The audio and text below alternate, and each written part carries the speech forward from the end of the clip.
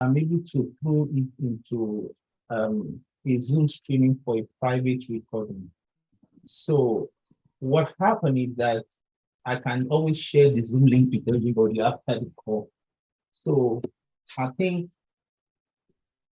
uh, that should be fine. All right. So I'm just going to go ahead and give. Hold on, I'm doing what.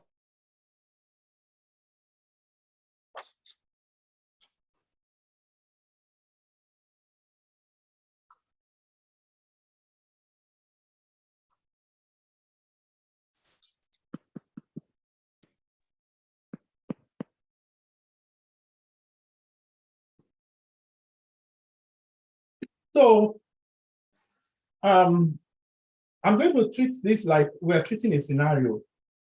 Okay. So Mr. Okay, sir. Batomi, Mrs. Daniela has already explained to me the scenario that she has. And the scenario is she is being given a project to handle, and this project require I'm going to go ahead and review the user story.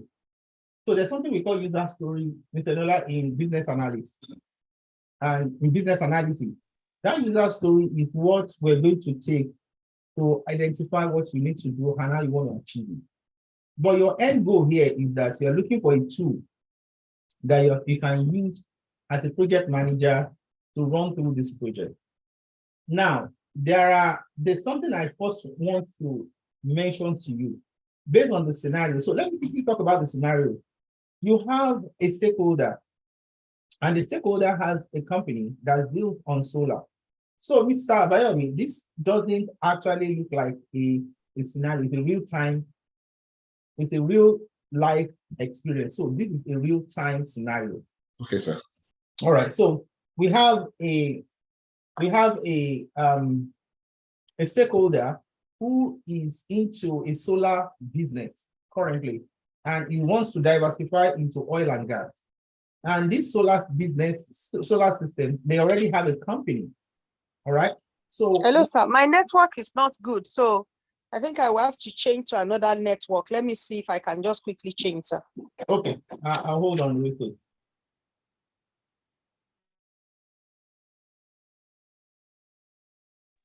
Please, no, hold on, Mr. Bayomi, okay?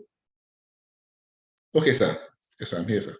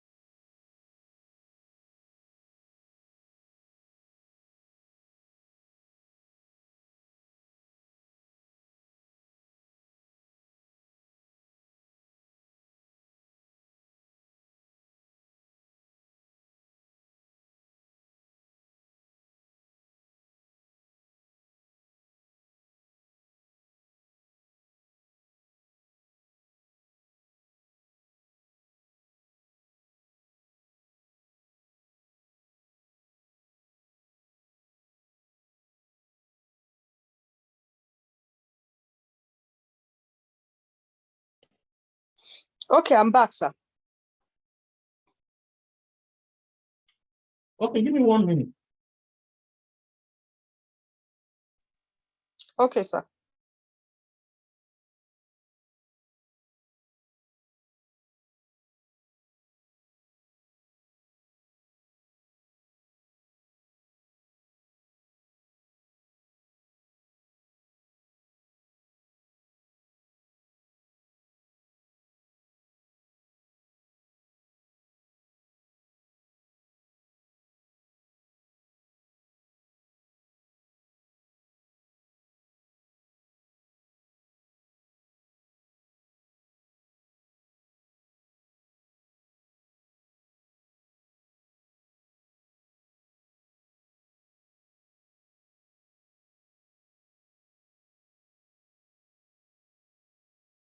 Okay, so I'm going to go through that user the user story one more time. So the user story here, I need you to keep me straight here, Mr. Nola, in case I go outside the user story. Okay. Okay, sir. All right. So we have a stakeholder who is also an investor. This stakeholder is actually the business owner, and he wants to diversify from the current business, which is the solar panel sales, to oil and gas. Now, the same person has a company existed, but there was no structure. So now you've been given a mandate, a project to manage, to create the structure. Now, the question is this: in project management, there's something we call charter. Okay.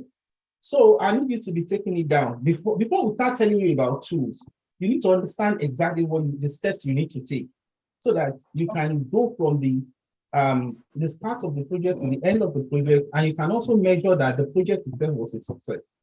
Okay. And it's going to be a long way. It's not something that will happen in a very short while. It's going to be a long way because there are so many processes you have to put in place. There are so many knowledge area you have to tap into in order to ensure the success of this project. So there's something we call charter. So charter is a document that the stakeholders would have written to you and the other partner to tell you exactly what you want them to do, what they want you to do.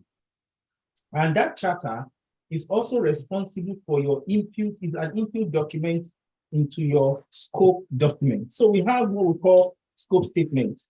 Now, before you get into scope statement, you have to know what you want to do. Now, when you now set up your scope document, what the scope document is going to do is to address the coverage area, not outside, but the coverage area, the lines in between your deliverables. Because the reason for that is there are so many mistakes people make in project management. When they don't have the charter document and they don't have a scope document, when they are going outside their deliverables or they are not actually target their deliverables, they don't know, because it's the document that will guide you all through the project. It's the scope. So the scope is going to tell you exactly what are the things you need to do and what are the things you are not supposed to be involved with. And these are going to be signed by everybody.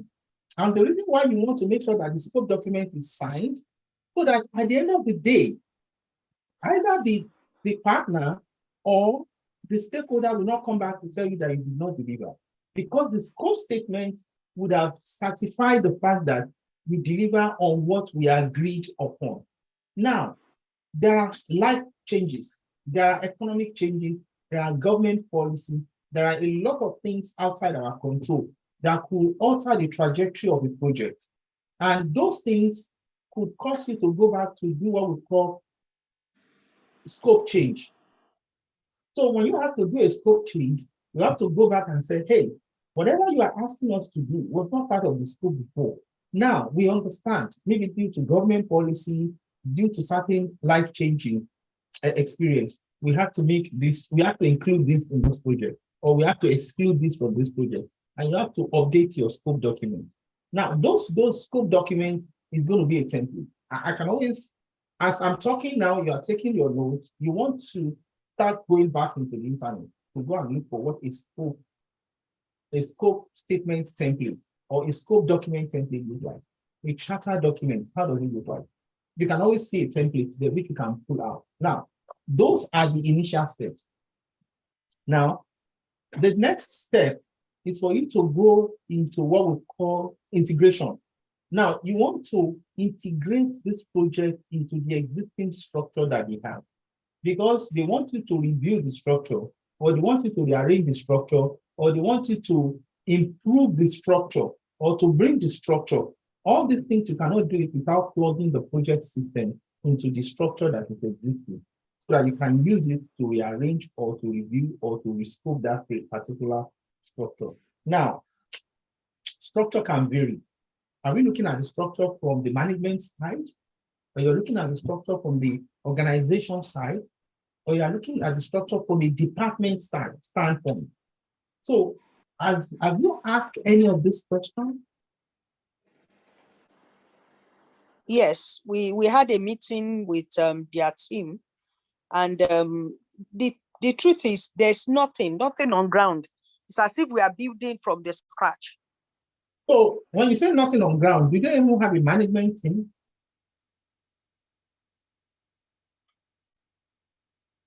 Hello, sir. Hello? Did you hear me, sir? I heard you. Do they have a management team? Are you there? Can you I'm hear here. me? I am hearing you, sir. I can hear you, sir. Yes, Okay. they have. I don't know whether it's only me. Mr. Management Abayo, are team, I you think, by also? mouth, because Yeah, I think you're breaking up. I think you're breaking in and out. Okay. It looks like we're losing her here. She's breaking oh, up. okay. Okay, can you hear me now? Yeah, we can hear you now. Okay, I said some of these things they said they have them, but for example, they have management team, but we asked, do you guys have management meeting? No. So most of it's just a one-man show, just a very rich man sitting on top of so much money and maybe just cut the show. But again, because the work is now becoming quite overwhelming for him, he now wants the people under him to now maybe take up some responsibilities and really do their responsibility. So what we saw that day were people just with titles. And in fact, as you start asking them questions, we know that they just carry title, this one manager, they just gave them. They are not really doing anything like that. So I think it's one of those organizations where Oga comes in, everybody stands up and we greet Oga very well, those things. So. Okay, so now that means you are actually going to implement not only the structural change or organizational change, you're still going to have change what we call cultural change. And that cultural change has to start with the business owner. Now, the fact is, so one of your sorry, you said the cultural change has to start with the business owner.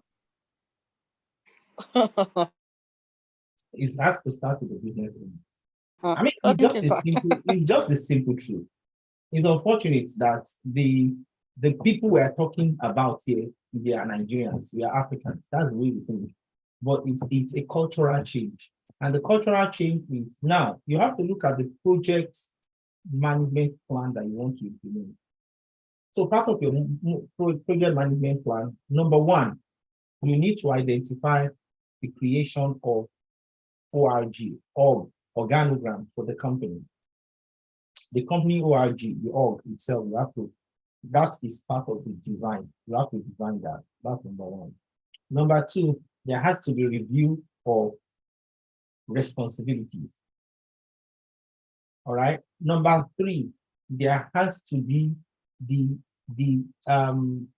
documentation of the new line of business. So the documentation of the new line of business will have to identify whether you have the individuals who are capable of building the team that is required to model the new line of business. So these are the things that you have to put together in your project management plan. When you put that together in your project management plan, you have to, because you see the other side of the line. We are only using whatever you have mentioned to us to come up with ideas of what you should be doing. Now, as a result of, you have to do what we call discovery. So the discovery, I'm sure you already started discovery. You may not realize that's what you're doing. The discovery is when you actually start the initial conversation with all the individuals that you are trying to put in an organization. So you talked about multiple people with management title. What are their roles? What is the required role for the organization? What is the required skill set for each of those roles? One of the departments that should come up strong should be your human resources department. Because the human resources department is supposed to be the one that will pick up, because this project you are doing is called human resources project. Okay? And they are the one that will pick up the project after you are done. So here is the deal. A project is an endeavor that has a start time and end time. Okay? That is called a project. So when you're talking about a project, you must have a start time and end time. A project doesn't go forever. A project must start at a time, it must end at a specific time. Now, operations is limitless. It doesn't have time because operation is the one that goes on forever. Now, when you are done with this project, because I can tag your project as human resources project, your project will now be handed over to the human resources. It is the human resources that will now run the operations on it. And that is the one that doesn't have any time, it doesn't have any end. A lot of policies and procedures has to be put in place. I don't want to assume that your project will address those, because your project is supposed to put in place structure that will address all those things. You need to have different kind of policies and procedures that determine how the business is run. You need to have the human resources, you need to have business development team, you need to have information technology team, and you need to have marketing team. So all these teams have to come together before you now talk about the operation team. The operation teams are the ones that actually get the work done when it comes to either oil and gas, because even if it is the sales of the solar panel, the operation teams are the one that is responsible for the installation. They are the one that is responsible for the shipping. They are the one that is responsible for anything that has to do with the movement of the equipment back and forth, because the business for the solar, they are not the ones who do it. They ship it in and they install it for people. So how the operation goes, they are the one that are in the operation to do. Now, when you have the oil and gas, which part of the oil and gas? Are they investing in the downstream sector, or they are investing on oil or upstream sector? If they are investing in the downstream sector, are they going to be doing marketing only? Is it going to be marketing of oil and gas? Or if they are in upstream, do they want to have their own block, oil rig? Do they want to be lifting their oil? So these are things that you need to have a clear understanding into before you start the project implementation, so that you can actually say, this is the way, this is what we need to achieve. But if you identify what we need to achieve, you need to put it in writing that this is a project for human resources to develop and design the company organizational chart. The organizational chart of this company is what you're going to end up coming up with.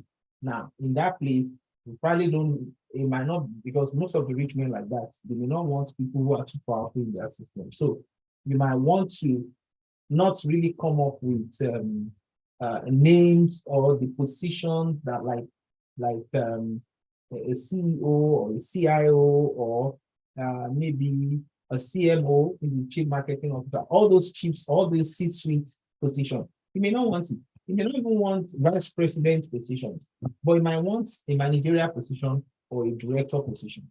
If you want a managerial position, I say that's where I want them to be. Now, he has to know that also the kind of people you have will determine how far your company can go. And that is where the idea of the cultural change comes in. Now, you that know you want to take your level to where Guinness is, where Mobile is. Now, you don't have the kind of human resources you do have, but you want to make sure that if your human resources can get to that level, then your company can grow to that level. So these are the cultural change, which is part of communication plan. So you're going to have different, now you still have to discuss the budgets. I'm going to give you a project management knowledge area, okay? We call it PMBOK. Okay, sir. It's called project management knowledge area. So this project management knowledge area is going to give you a good guidance of how you want the projects to be reviewed. Now, in the project management world, we're already transitioning from 6th edition now to 7th edition. So, but I don't want to bore you guys with all that. I just want to share. I think I may have shared this with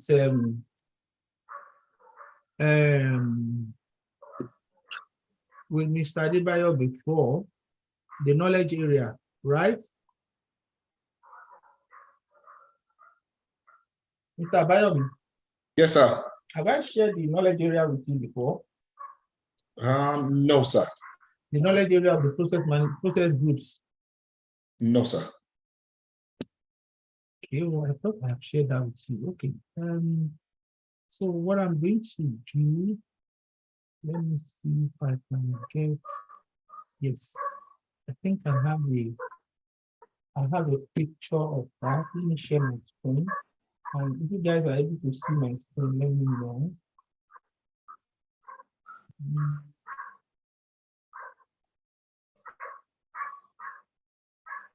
Right, you see my screen now, right?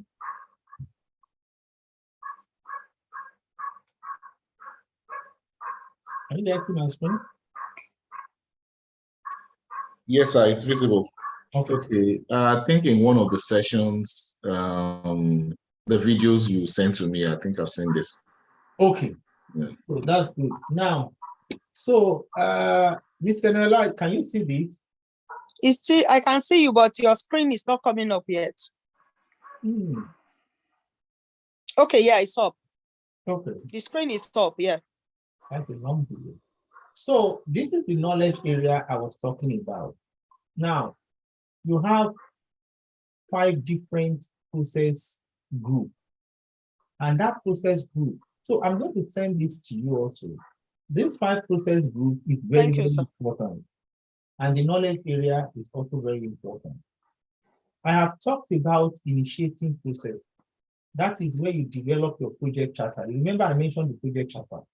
Yes. So let me see if I can blow this up a little bit more so that we all can see.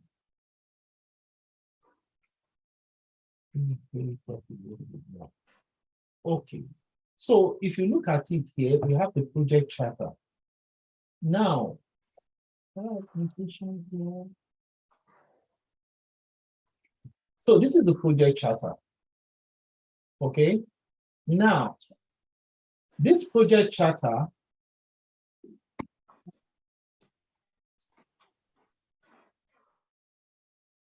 so this is the project charter, right? You can see my red mouse, right?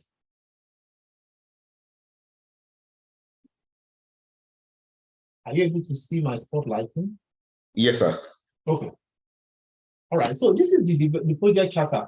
So like I mentioned before, you need to make sure that you let them document, let them document what they want from you.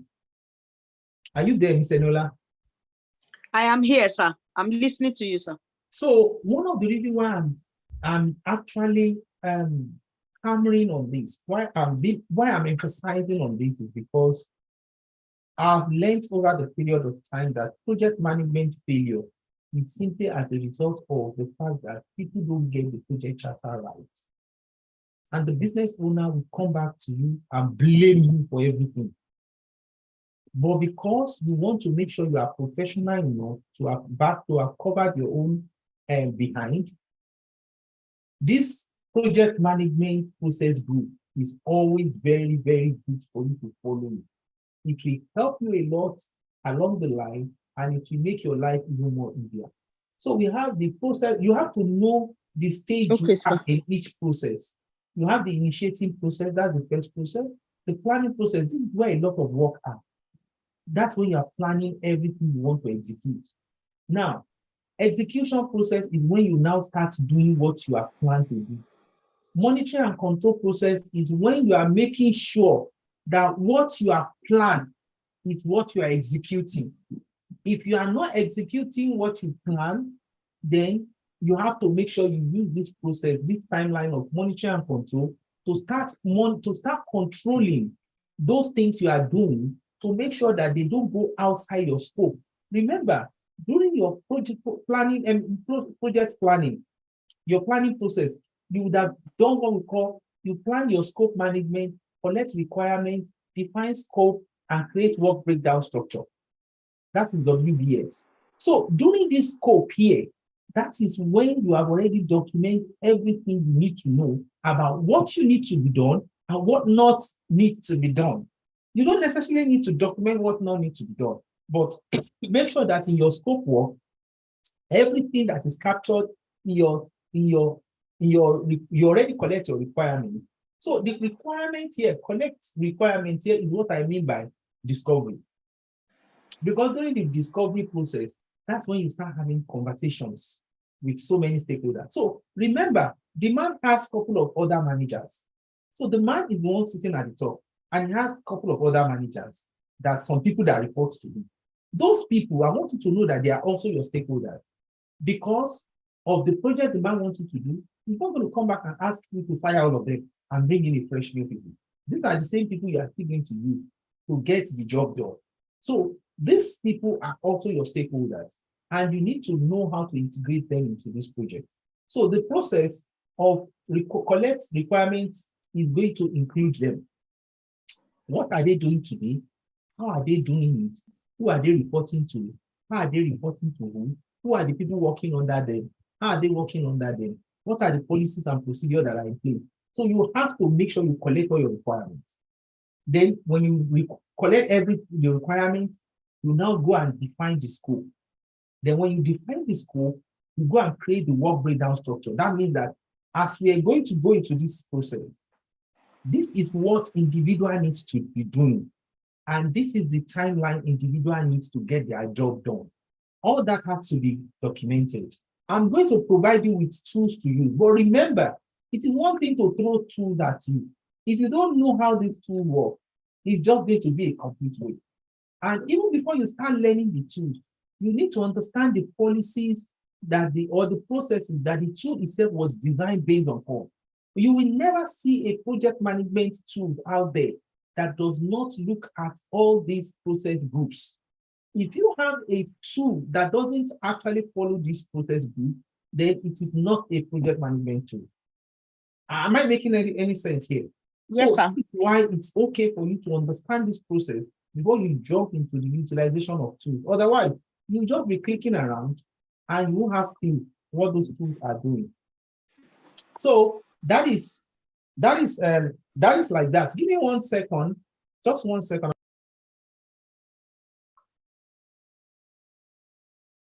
Okay, sir.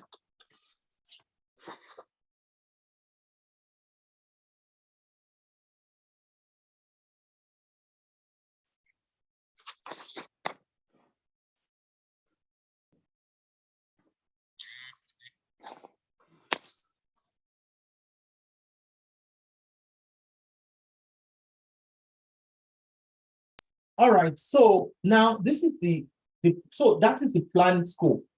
Now, but when you go to, if you look at it, these things are very simple. So if you look at the knowledge area, you talk about the project integration, which I've mentioned to you.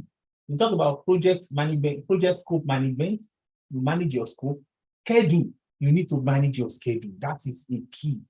Cost, how is this thing? Because when you are doing a project, you want to make sure that you are actually within the budget. Within the project, you have to do what we call budgeting. There's no way, whatever you are doing, somebody has to pay you. Part of their allocation for that project implementation is your own pay. So how much does it cost them to get everything done? Which also include your own payments too. Who are the people that are involved in this project management work? Are you going to, as a result of the process, are you bringing in an external recruiter that need to recruit for some key positions? Are you bringing in a lawyer or legal support team who has to document their legal procedure? Or do you want to spin up a legal department for them? Because those are part of the things that you need to think about. So, and when you are bringing all those things up, there are costs to it. And all these costs have to be identified. So project cost management is also key. Then project quality management. Now, whatever we are doing, are we doing it to quality? Are we doing it? Is there any quality control here? And when you get to the monitoring and control, you have to make sure that that quality does not reduce. What do you mean by quality? If you had said that on this project and said, okay, from what you see, they need a human resources manager. And that human resources manager must be someone with a minimum of 5 years experience. And that person must also have certain level of certification and certain level of education. Now, that is one of the criteria that you have identified when you are doing your project plan. Now, when you get to the control now, when you get to the execution is for them, for you to highlight that they must hire this person. Because when this person comes in, is the one that will be doing that. Now, for them to hire that person, you have to include the cost, because it's going to be a cost for them to hire the person. How much is it going to be costing the company? Now, remember, this person is not coming in and going out, but because the person is coming in and is going to be permanent, you can only articulate the person's cost for a certain period of time. If you are bringing in an external consultant for training, how much is it going to cost? So whatever you are doing to make that project a success, there has to be cost to it. Then we talk about project resource management. Project resource means that there are people who are going to be working with you. Remember, I mentioned to you before that there are other people in that organization apart from the man who owns the company. Those people are your resources. They are your resources, because these are the people that you are going to be working with to understand where the company is and how you're going to move the company to where it needs to be. These are the catalysts. These are the people that you need to work with to get things done. So the resource management is very key. You have to plan the resource management. They have to understand their time. They have to understand their schedule. They need to know when they are going to meet with you. They need to know what are the things that they need to do. So those ones would have been defined during the time you are creating your work breakdown structure. But you also have to make sure that you identify those people during your planning process. Now, another thing that is key, which is you cannot even run away from it, is the communication management. The communication management is key because you have to ensure you cannot over-communicate. Though there are scenarios where people over-communicate, but it is better to over-communicate than to under-communicate. When you are not communicating in a project, the risk is high. The risk is very, very high, because as you are going into the project, as you are doing the execution, everybody must be fully involved and be aware of what they need to do at what time and the duration of their task. They need to know all that, including the business owner. If there's any of them, there are certain situations where you need to get buy-in. You need to get buy-in, because whatever you are doing, you are bringing a structural change into an organization. Some people will not be happy about it. And because they are not happy about it, they will frustrate your efforts. So these are the people you need to know how to manage them. You need to engage them in a different way. So there are different kinds of communications that you are going to use for different kinds of people. Some people are excited about what you're about to do for them because they know this is going to change the trajectory of the organization. Some people will not be happy because they know that this might make them have another boss, and maybe they have a way of making money underground, and this will come to limelight. So they will do everything to frustrate you. Now, there are situations where you don't necessarily need to get involved in that, but what you do to get their buy-in is you design different communication strategies. Some people, their own communication strategy is email. Once you shoot them an email, they know exactly what you want to do and they are on board with you. Some, when you send them an email, you need to call them. If you don't call them, you're not going to get anything more. Some, even after sending mail to them, after calling them, you need to now design a PowerPoint presentation and call them into a meeting and do a PowerPoint presentation to articulate what you needed them to do. And at that point in time, you need to now understand, they need to now understand this is what you want them to do. Some, even you have to call them sideways, make friends with them, interact with them, build relationship with them before they come on board with you. So there are so many strategies as a project manager that you need to use, which will get to, because your own aims and objective is to complete that project on time, on budget, and on quality. Those are that is your goal. Okay. Now, the last three that is also very important is the project risk. What are the risks? What are the risks involved? Now, if we're to be a project of building a house now, you will say that if I choose to build this house, if they want to do a decking on a day when it is going to be raining, that's a huge risk. So before you go out there and fix the date for the decking, definitely you have to check your weather forecast to make sure it's not raining that day. Now, when it comes to this kind of project that you are talking about, what are the risks? The risk is a lot of risks are there. One, you may actually rely on somebody to take a particular responsibility in the project, and the person quits. That's a risk there, because when the person quits, now you have to hire another person, and that could actually delay your project. And there are so many other risks that are there. I've talked about human resources. It could be a very huge risk. Some people just doesn't want to get on board with you. It's also a risk. You have to find a way to work around that with them. Now, all these are just small risks. There are bigger risks there. Maybe during the project, the man wants to move into oil and gas, and there's this huge policy change from the Senate or huge policy change from the government, and that is changing the trajectory of your project. That's the risk. So you need to have planned for that. And when that changes the trajectory of your project, what could happen is some of your scope will change. If your scope now changes, what happens is that something you are supposed to complete within 6 months, it might end up taking you almost 8 months to finish it. And the more your project gets elapsed, what it means is that you are going to spend more money. Because if you have people who are already working with you, because as far as I'm telling you, if you look at the enormous work you want to do, I won't be surprised if you are going to hire some other consultants that will work with you on this project. Now, those people that are working with you on this project, you already have an agreement with them on what you are paying them to get the work done. Now, there's a change in trajectory. You have to go back to the system, and to go back to the you have to go back to the business and say, hey, have you listened to the news? They have just announced it, which is going to impact us. How is it going to impact us? It's going to impact us this way, this way, this way, and that way. I mean, I'm just making those things up. And when that happens, you're right, it's going to impact us. So what do? We have to wait for them to sign that into law. Then we have to change this, and that. Now, in that process, you are spending more time to complete that.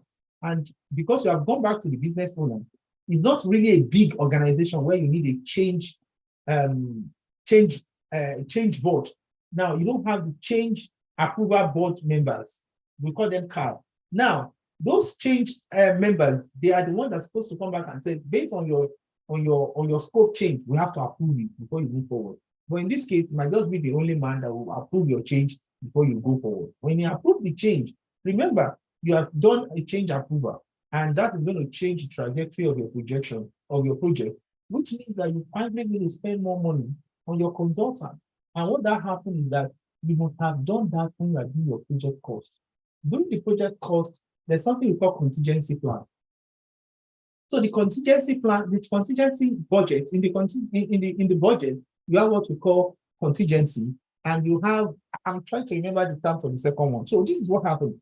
Let's say the project is going to cost you, the total cost of this project is going to be like, let's say, I'm just going to throw a little money out there, maybe like 100 million naira. Now, this 100 million, you know quite all right that with the 100 million, you should be able to complete this project.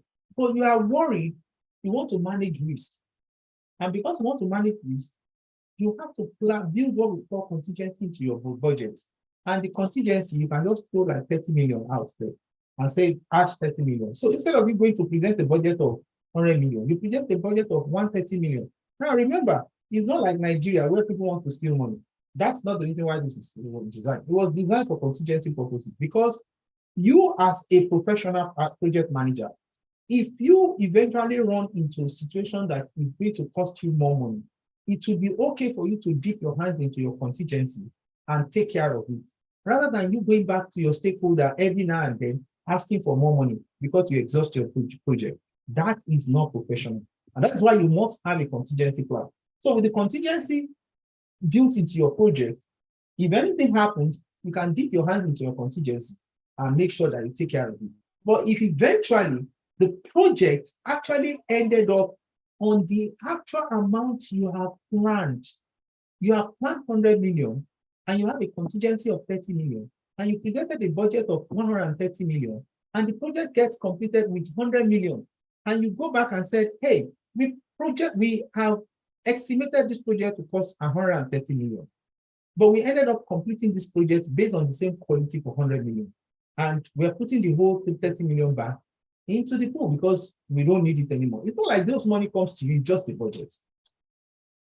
What that means is that he has shown that you are able to complete the project under the budget with the same quality. That is a success to you. The project owner, the stakeholders, they will look at you as a wizard. All right? That is what we want. But you don't want to go ahead and tell them the project is going to cost 100 million, and the project ended up costing 130 million, and you have to be going back to them for approval. Initially, you need 10 million. You now go back for approval of 10 million. Next time, it's like, oh, we're going out of time. We still need another 10 million. Everyone will start looking at you like you're not being professional. So that's where that is. Now you have what you call procurement management. Procurement management means that you have to buy things that you needed. Things that you needed for the project implementation, you need to buy those. There are so many things in your own situation. Maybe you're hiring, I don't want to look at the hire because we talked about the human resources there. Now, maybe you are actually have to get an office within their building. And if you are using an office within their building, if that place is not well set up for you before, you have to bring it to your standard. If it doesn't have an AC, you need to make sure that you do something there. And that's going to even cost money. Now, that is part of it. Now, you have other things that individual department needed for that ORG to be implemented. Maybe they needed a printer, maybe they needed an IT equipment, maybe they needed anything that the project requires is going to go into your project procurement management process. Uncle Abe, are you sure she's still on the... Oh, I think we lost her, right? Yeah. I'm just talking. I didn't even realize she's gone. I think I noticed that for a while now. Like, I thought she was going to join back in, but I mean, if this session is for her, then... And because I know you're even enjoying it, so that's why you're just... you're just swallowing it. I think she's back. Yeah, she's back. Actually, I didn't know we lost her. I was just going on and on and on. Well, the session is recorded. I'm sure she'll still go back and look at it. Miss Emiola? Miss Emiola, are you there? Hello?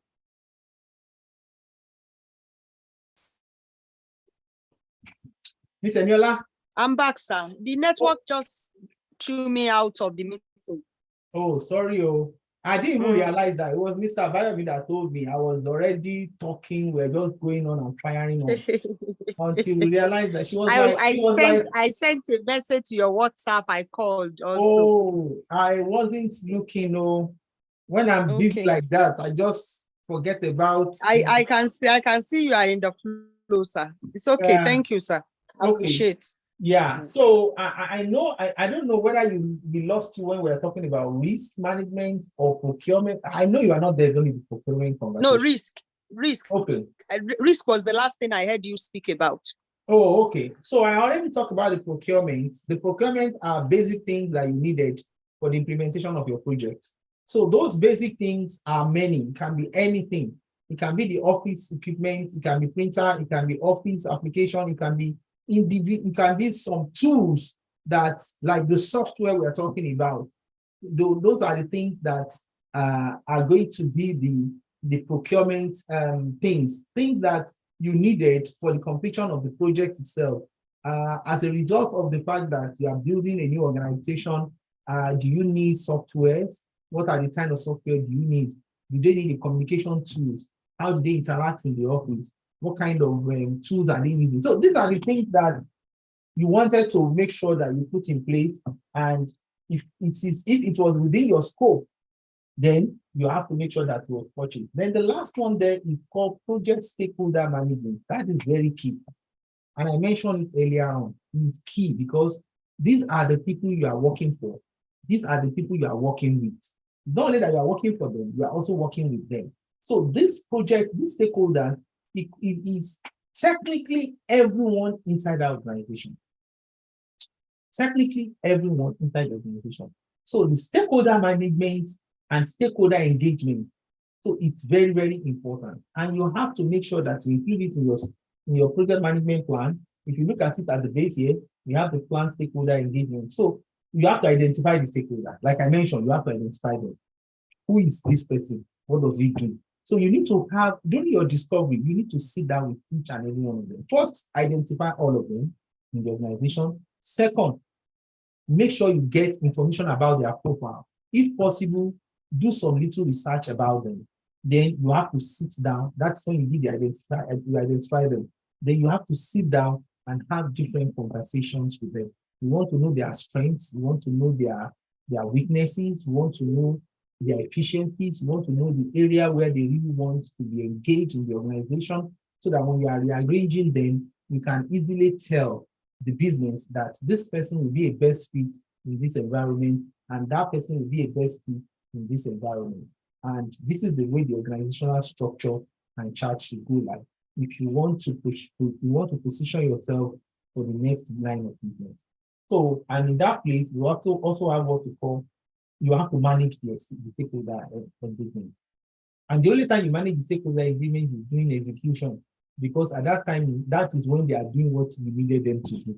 So you need to manage them to make sure that all of them are not going outside. If they are going outside, then you have to monitor the stakeholder engagement itself. You have to make sure that everybody is fully aware of what they need to do when they need to do it. And when you do all these things, then you have what you call closing. The closing, if you look at the project management process group, under the closing, that is the only thing that there's nothing. You just close it. And when you are closing the project, there are a lot of things that are involved in this closing. When you say closing project or phase, to some people, it's just a simple thing. It's very complex. It's very, very complex. Closing a project is very complex. People always evaluate it. I'll tell you why it's complex. Number one, you don't just close a project and say, oh, everybody has confirmed that the project is put down. Let's close it. You have your closed documents and everybody sign up. Because one, you need to document what we call lesson learned. What is the lesson learned in this process? What are the things you guys did in the project that you could have done much differently? You need to document all that. So that's a meeting you have to do for that when you closing phase. That's number one. Number two, you need to identify the scope and come back and say that all the scope that was mentioned, all the work that was mentioned has been completed. And you have what we call user acceptance. I think we lost that again. God. So anyway, we lost her. So I think, okay, she's back. I think she's going in and out. Are you still there, Mr. Emiola? Miss Emiola? Hello, I'm back here, sir. Out, so but I'm back. Okay, cool. But I heard everything you said. It was no more than like 2 seconds.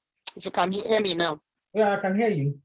So that's good. Then I talked about closing. So in the closing, I've talked about identify all your project charter, look at your scope work, make sure everything is completed. Then you document the lesson learned. The lesson learned is you have to call meeting of the stakeholders. You want them, because people may not want to here, tell sir. You. Yeah, okay. People may not want to I tell can you. hear you, sir. I can. think we have a lot of delay here. I hear you, sir. Okay. Okay. So that is that about project closing. You need to have what we call user acceptance tests if need be. Not in all cases, but when you are designing software, that's when UAT comes in. If you don't actually need to have a UAT, you have stakeholders who need to accept the fact that everything is good. You call people into the meeting and make sure everybody voice their. You keep losing time. You keep losing time. Well, for the sake of you that are here, Mr. Bayo, you can hear me, right? Yes, sir. I can At hear you. least. And this can also help you when you qualify yourself in an interview for a project management. Okay. So that is that about closing. Now, once you have done the closing and you have done the user acceptance and you have also done the lesson learned, then you document everything and put it together and consider the document as the closing document for your project, which organization can save in their own environment. Maybe their share drive, maybe their SharePoint, as the case may be. So that is that. Now, I'm going to talk about some project management tool. Okay. I'm going to talk about some project management tool. Now, as I'm talking about Okay, sir. As I'm talking about it, I will also send you a message through WhatsApp. You can actually forward it to your email and print out. It is very, very important. Okay. So. Okay, sir. Okay, sir. Now, the one that I know that I love Monday.com, but the problem with Monday.com is it's not free. And I don't really think there are ones that are free. So I'll send that to you. I think I should send it to you too. Mr. Yomi. Yes, sir. You want a copy, right? Yes, I do, sir. Let me send it to you. So this is more like list of, these are just few examples, and there are more or many other project tools. And they have different strengths, they have different capability. But when you are choosing the tool, you need to consider so many factors, such as what is the size of the team, the project complexity, the collaboration need, the preferred work style. So there are so many reasons why you consider a tool. All right. You don't just consider the tool because you want to use that tool. You just feel like you needed the tool. So, and when you look at this tool, you can actually, I'll give you their names. You have the Trello. All right. You have Asana, you have Jira. I know you've used Jira before, Mr. Bayo, right? Yes, I have an idea. Okay. So Jira is also very popular. Then you have the Basecamp, you have Microsoft Project. I know Microsoft Project is one that I would recommend for Ms. Eniola, because Microsoft Project is something I feel you can easily get a soft copy of it and get the license across for you. Even if you cannot, I think you should be able to get license reports in Nigeria. Right is there, Monday.com. Monday.com is online. You just go there and subscribe to Monday.com. Notion, Smartsheet. There are 3 other ones I want to mention, which is not in this list. One of them is ServiceNow. All right. I know that one is not going to be a strange thing to Mr. Bayomi because he's an expert in ServiceNow. ServiceNow is another project management tool, but ServiceNow is more of enterprise. It's extremely expensive, so I'm not sure. It's not designed for a small organization. It's for a very large company. And we have another one. I want to remember that one now. It's actually owned by, I think it's owned by, is it IBM now? Let me see. It's owned by Oracle. It's owned by Oracle. Let me see if I can still get.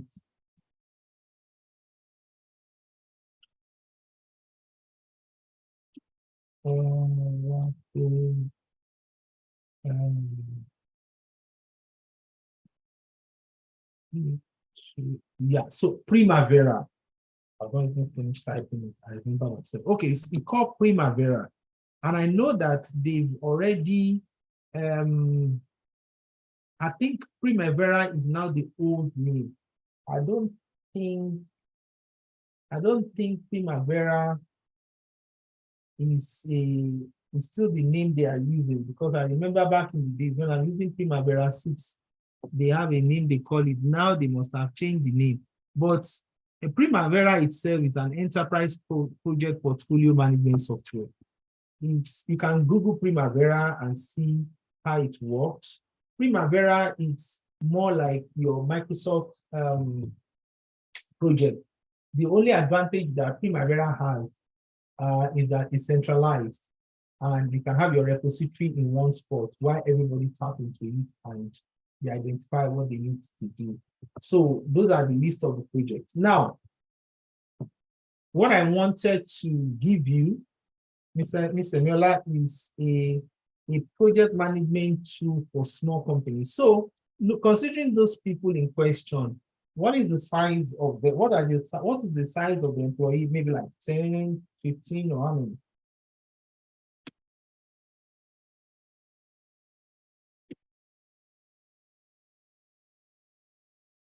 Whether she can hear me though.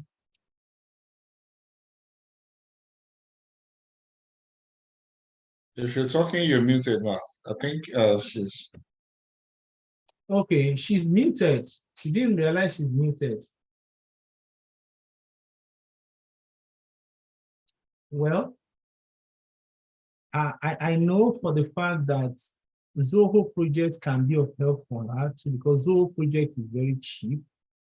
And I like to use Zoho project for my own small company too. So Zoho project is one of the things that she might want to use, but eventually I don't want them to go into an environment where they won't have to pay a dime.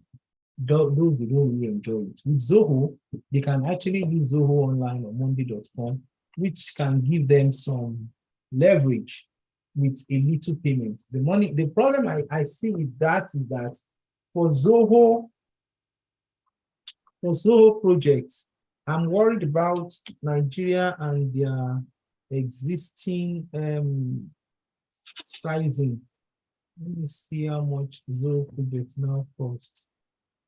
Supporting team. Yeah, it's a lot of money, but it's 1,140 per year for 5 people. So I don't think it's very expensive. I don't think so. So that's just like around 1 million. So let's say 1.2 million for a year. I don't think that is bad at all. I don't think that is bad at all. So either that or Monday.com. All right. So Miss Emiola, I know you've not been in a good spot with the internet, but I believe that we can also send you. I've gained a lot, sir. That's good. I'm glad. So what I would do I've gained a lot, so I will explore the tools, sir. I'm so grateful. Yeah, that's just it. So that way you can now, if you have any other problem, any challenge as you move forward into your project, just try and reach out to me. You can always look at each of the phase and discuss how you're going to move forward. If you have any roadblock, let me know. I know it's difficult to track me down. I know it's difficult for me to track myself down. So it's kind of like that, but we'll always find a way around it. We'll find a way to make sure we take the roadblock and we move forward. All right. So all right, thank you. At that point in time, I'll let you go so that you can go and get some rest. We're going to move into our own session now. But if you think you have the flexibility or you are interested in staying back, you are more than welcome. Okay. It's okay, sir. Let me excuse you, sir. Okay. All Thank right. you so much, sir. Okay. Good night, Mr. Adebayo, sir. Good night, ma. Nice meeting you, ma. Okay. All right. So, all right, Mr. Abayo, let's go into our own business right now. And I'm glad I'm wrapping this together because I don't want us to have multiple bridge lines so that it's just going to be too much for me. All right. I'm going to close. I don't need to close this. Let me just go back straight to, let's go back to the email. Let me go to my Gmail. Sorry, let me call this because I needed them to give me the order.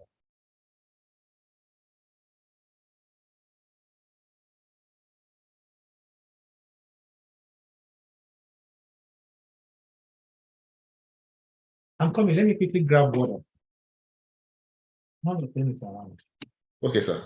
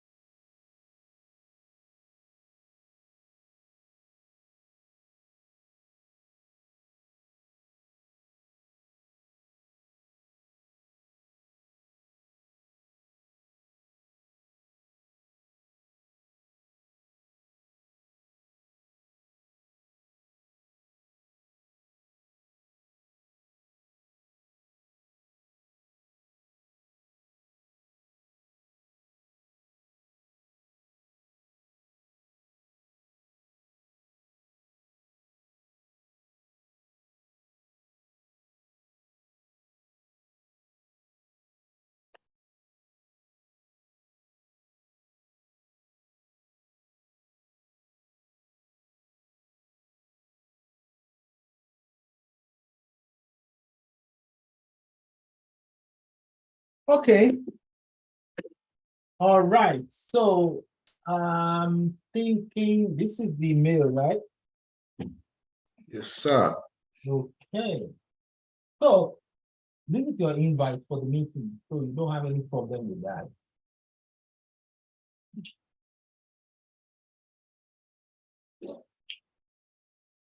They said you should review the job description here. Okay, so the Bray University strives to close our society's opportunity gap by preparing learners to thrive in careers for continuous technology and blah blah blah blah blah blah blah.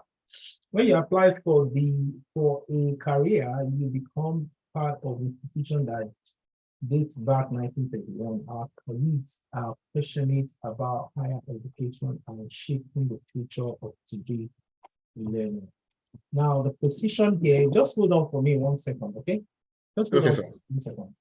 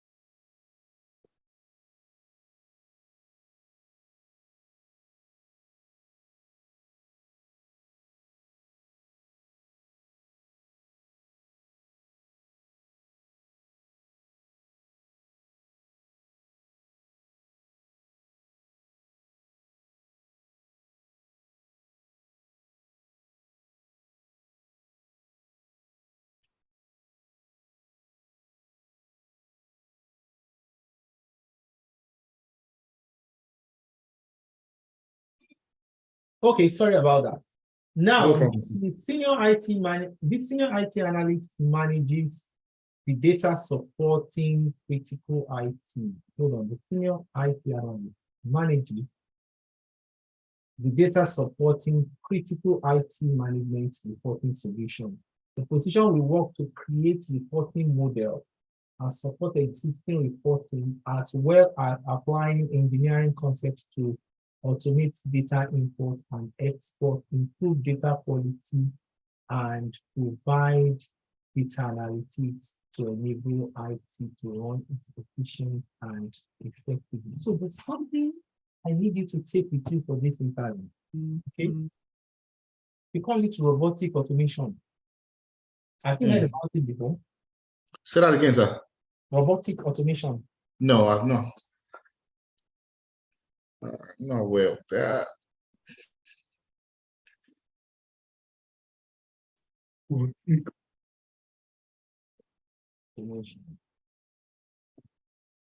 And the recruiter did mention that this is a new role. Okay. So we call it robotic process automation. So there, I need you to read about it. Don't go into it too much because you're not going to speak to it too much. See what the robotic process automation does, all right, is that it's something that can be adapted by literally any it can be adapted by literally any organization. Okay. Now, the RPA itself is called robotic process automation. Okay. Yes, sir. Now, it involves the use of software like a robot. Okay. To automate a repetitive and rule-based task and processes within organization. You see, as a data engineer, there are some of your processes that will be repetitive. Okay. And if you are able to use what we call robotic process automation to implement, to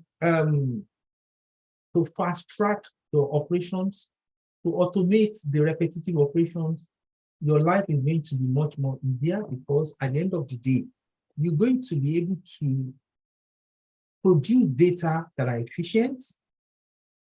They are going to be, the turnaround time is going to be very low because they're automated. And above all, they are going to be very, very accurate.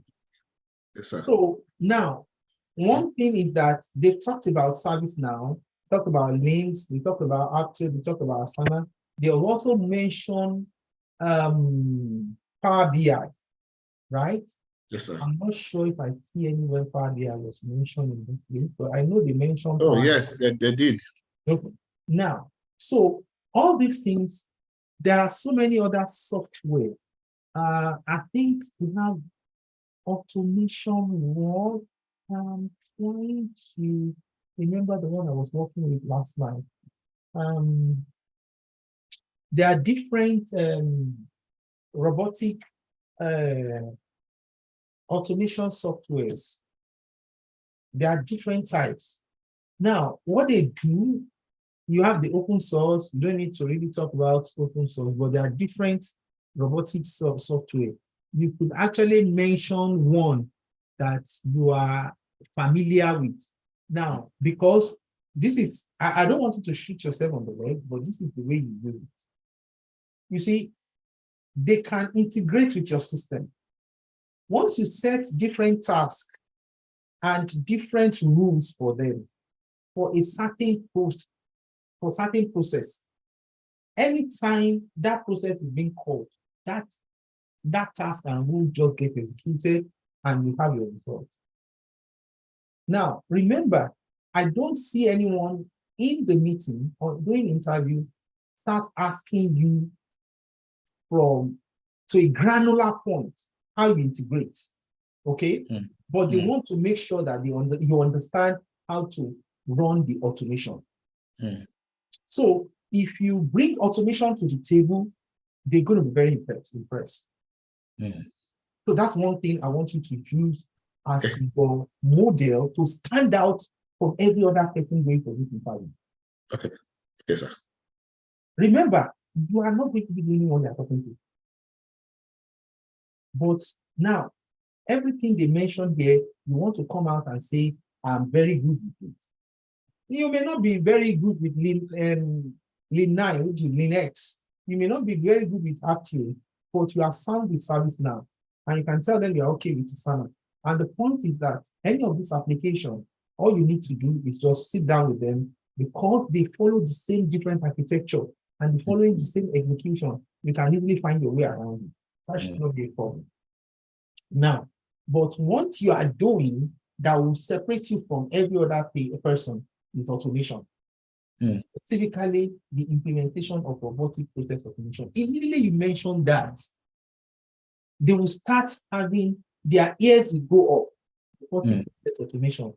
So how do you intend to do this robotic process automation? There are so many open software out there. There are so many open open source out there. But being an organization, you don't want to use an open source. They are paid applications. I will just evaluate the one that I think will be fit for us. My old job, I use so and so, right? So, like, you could actually mention. Let me see if I can see some of them. What look for robotic process automation. I don't want to bring AI to because that's another level completely. Choose.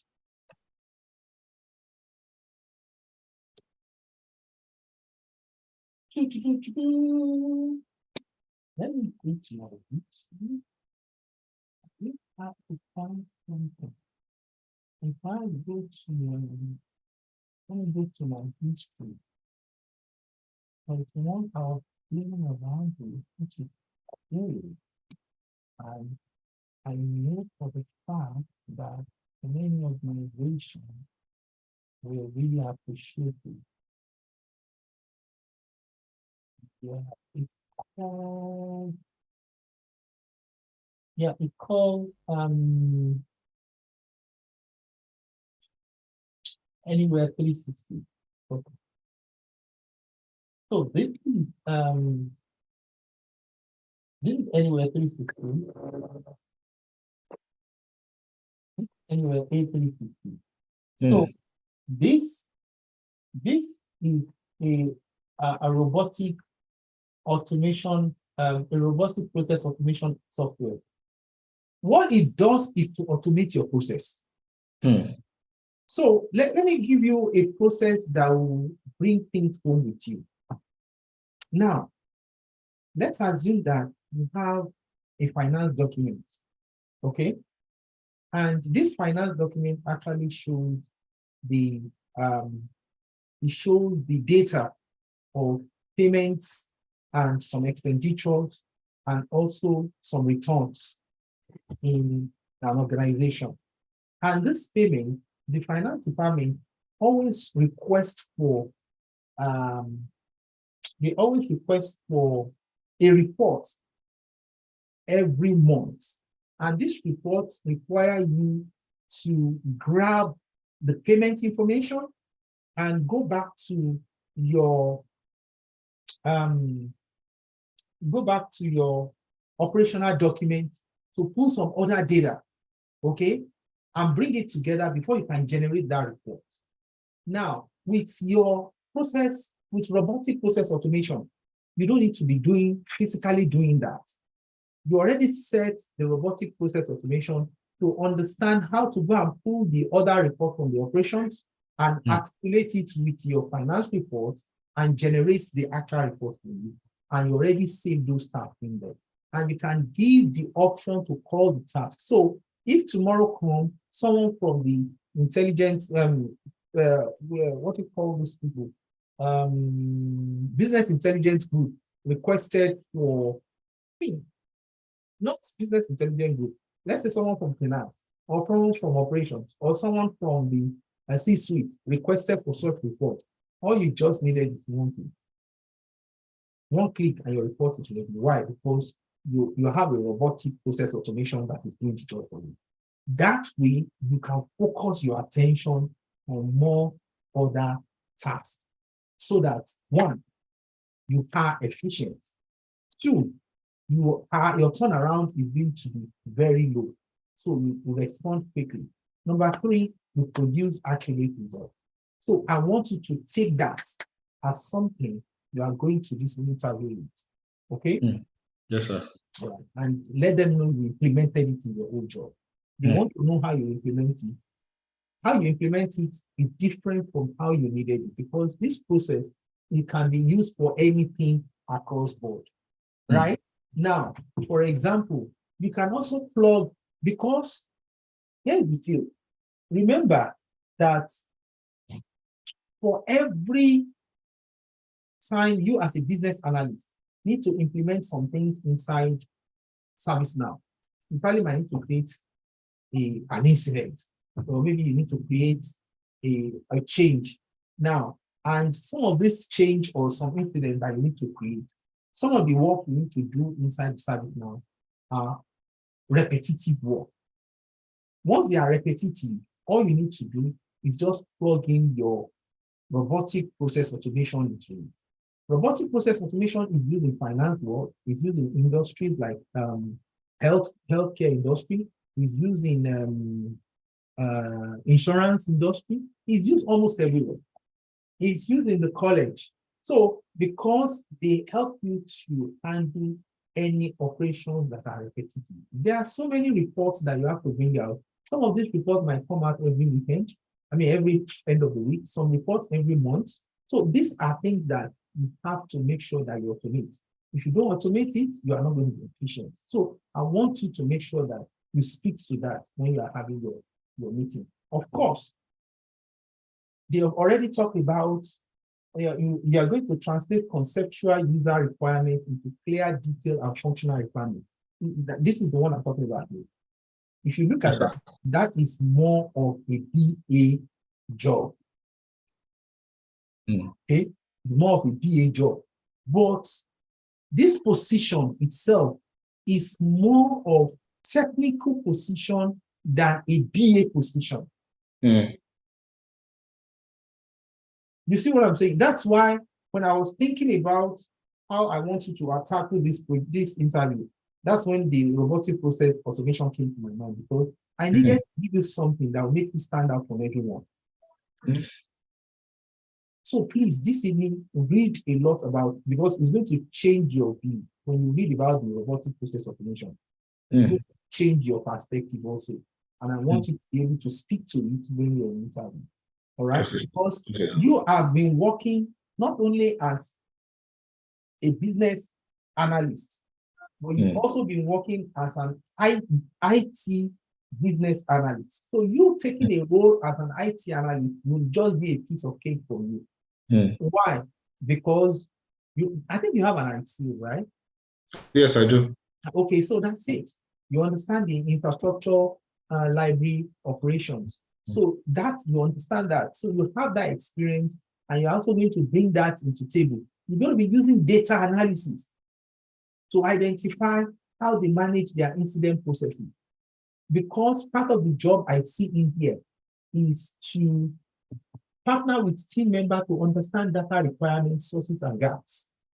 And if you are not able to automate the source, if you are not able to automate the process, it will be difficult for you to even have time to engage them to understand their data requirements.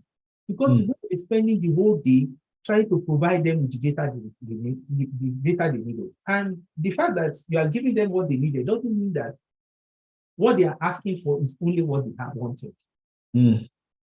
There are so many other requirements that could come up when you people engage to discuss in the capabilities that are available in your system. Now, so when you understand that, then how do you identify your source of truth? You know the meaning of using the word source of truth, right? Yes, sir. Different source of information. Yeah, but when you say something, a system is the source of truth, what does that mean?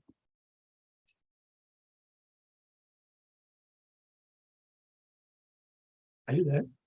Oh, I didn't get that. What did you mean, sir? When they say a system is the source of truth, what does that mean? I think that is where your primary source is coming from. That's your primary source of data. So you have to understand the system's source of truth. Once you identify your source of truth, it may not be one source of truth, it might be multiple. And if these data that are coming from your source of truth need to be processed by one system, it is now your responsibility to find a way to automate how two of them communicate together.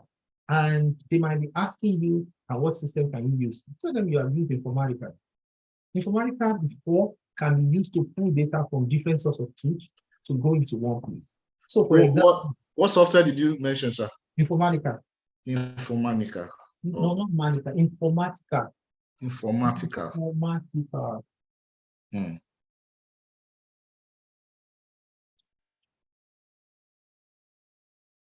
Informatica Cloud. Yeah, they are. They are cloud data integration tool. There are some names you throw out, they're beginning to want to listen to you more. Okay? So you see how Informatica works? You have different source that comes into one spot. That's what Informatica does. Data integration. Okay? Yes, sir. So you develop solutions to assist in analyzing data quality. How do you develop solution to assist in analyzing data quality? One of it is, one, you need to identify your source of truth. You need to identify how to filter this data. And you need to identify how to optimize the data. When you done talking about that, then you now talk about automating that process. So the moment you back up each of your words with automation, they want to deal with. They want to work with you.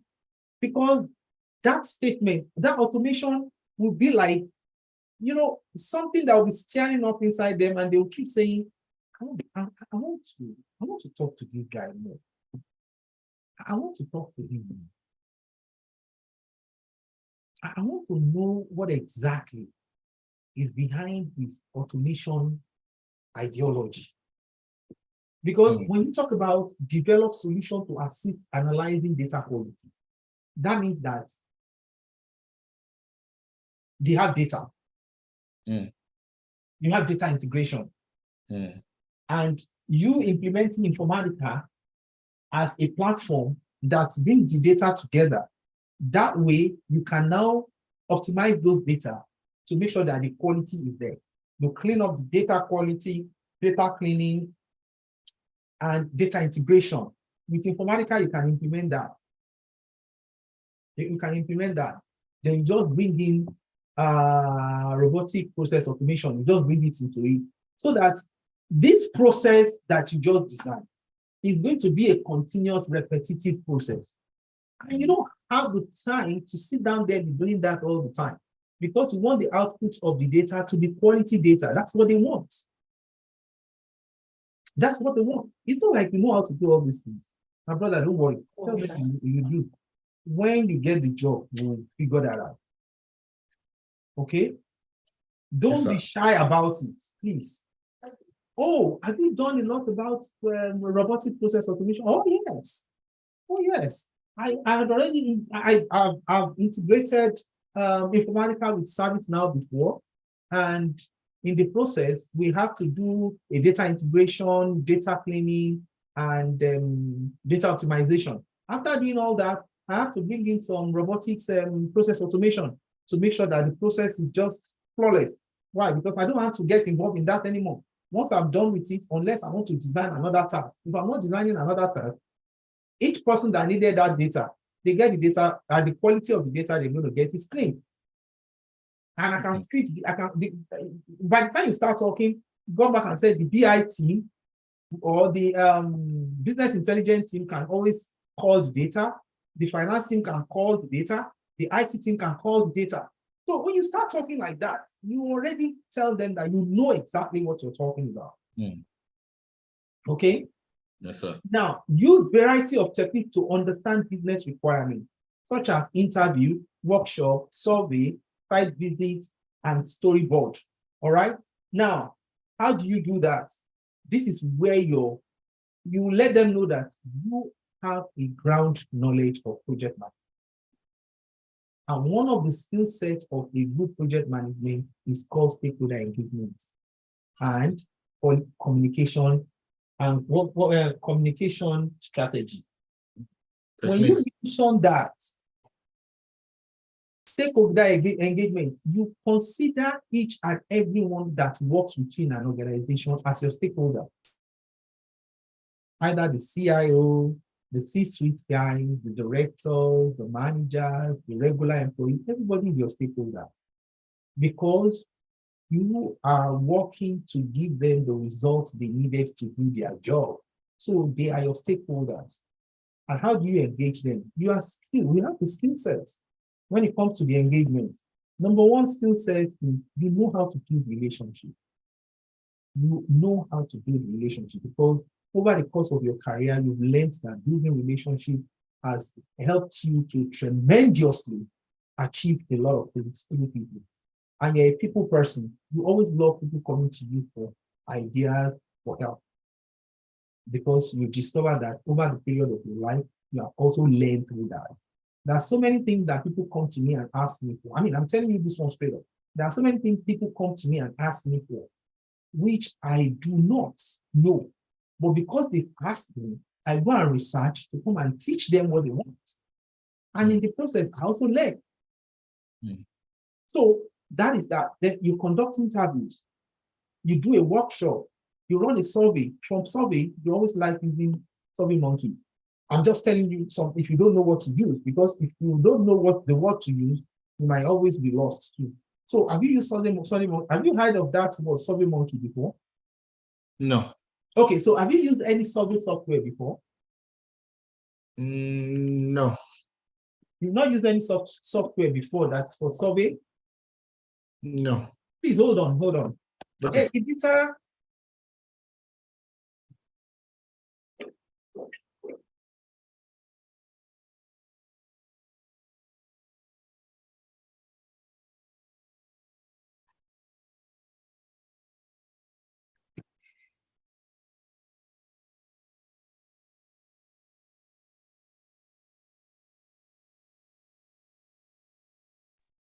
So this person that just called me, Yes, all sir. right?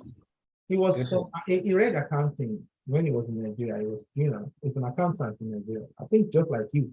But he chose to he doesn't want to go into accounting. He just wants to go IT. And he doesn't want to go into business analysis. He wants to go into core IT support. And it took me 6 months before I could get him appointment. Now he has a job and he's working now. Wow. So he just called me and I want to take me out. I told him I don't think I can do that because I have other people that I'm working with. Okay, so let's continue. We talked about the survey. You know what the surveys are, right? Yes. You want to get the essence of survey, workshop, interview, site visit is that you want to get user story, technically. You want to get the requirement. You want to use it as information gathering. It's for your information gathering. Let me use that word, information gathering. So, but if they ask you because this one, the only thing I can see here that needs to talk about the software is the survey. You can write it down that you have used SurveyMonkey before, and with SurveyMonkey, you can gather many information you wanted. So how the SurveyMonkey works? SurveyMonkey is just like it's like it's not I'm looking for the right words to use. It's just for survey, that's all. You create a survey. It's an online software. So you create a survey. I have an account here. I have an account because I manage the company's enterprise account. So okay. Yeah, you create survey. Once you create your own survey, you have different kind of templates. Depends on what you wanted. You want feedback, employee engagement. So it depends on the kind of university instructor evaluation, you see, course evaluation, 360 degree, employee evaluation, event registration, next promoting, customer satisfaction, event feedback, website feedback. So it depends on the kind of, there are tons of templates here, which you can use for your, but in this case, you're just talking about feedback. Now, what do you need the feedback on? Maybe you want to, you set out a research, see, you have a research, the market research, name testing, anything you're looking for, you can use the Survey Monkey to send out the survey. So the survey goes to the employee, or the survey goes to the external people, and they complete the survey, and you come back, you pull all your data together, you'll be able to check based on the demographic of the people that you work with, what individual wanted. And that way you can go ahead and respond to their learning, so that you can give them the kind of data they wanted, the kind of services they wanted. That way you know that you are actually on top of your game. Translate conceptual user requirements into clear, detailed, functional requirements. So this, a lot of things you are going to use to do that. We talked about interview, we talked about workshop, we talked about survey, we talked about site visit, storyboard. So that way you collect user requirements, and you can now rewrite them in a clear, detailed, functional requirement, which you can now use for your execution. Work with business and delivery teams to prioritize requirements. All those are normal things. Review delivery teams' output to ensure requirements are correctly interpreted. Document current processes and model to understand inefficiencies and gaps. So that's another thing we want to mention. When you're talking to you, let them know you are very heavy on documentation. Now, very, very heavy. You come from a background where documentation is key, and you find it difficult to go to bed at night when there's documentation are not good. Lack of documentation is one thing that keeps you up at night. So when you say those things, we know that you're a serious business person. All right. So now provide hard cost reporting analysis for our stakeholders. Now you already mentioned that everyone in the system is your stakeholders, but to talk about the ad hoc cost reporting. So you see, ad hoc cost reporting, definitely there's a source of truth. And when you have the source of truth, and you're able to put the source of truth into your environment, or anywhere you need to use the data, you manipulate the data, you clean the data, you optimize the data, and you provide a good report after the analysis for your stakeholders. So it depends. If it is Power BI you want to use, but in most cases, you always make sure that you pull your report from various data points or data sheets or data sets into your Power BI environment, optimize and clean it up, and use it to provide standard and nice reporting. Stay current with Aptitude, new ServiceNow, now new functionality. So that's good. Let me see what this is. Because as a matter of fact, it's not like I've used this before. I've only seen Asana and ServiceNow in the past, but I've never used this before. Okay, so new enterprise architecture. Okay. It's purpose built for modern software development organization, offering features, capability, and integration, helping customers establish visibility, how they deliver software. So this is software development application. Okay. I'm looking at some images that I have. Okay. I don't think it's going to be a video review. I don't think so. Application orientation, AutoCAD. Okay.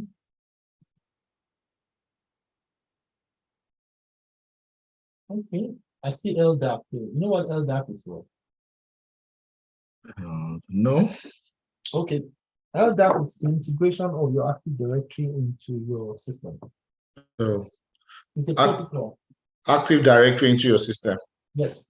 So when you want to integrate Active Directory into any system, you use LDAP protocol. Okay. Let me look for the actual meaning of LDAP. lightweight directory access protocol.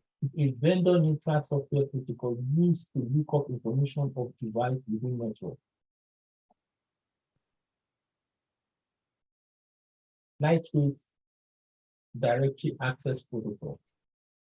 So this LDAP, in most cases, I use it mostly when I want to integrate Active Directory to anything.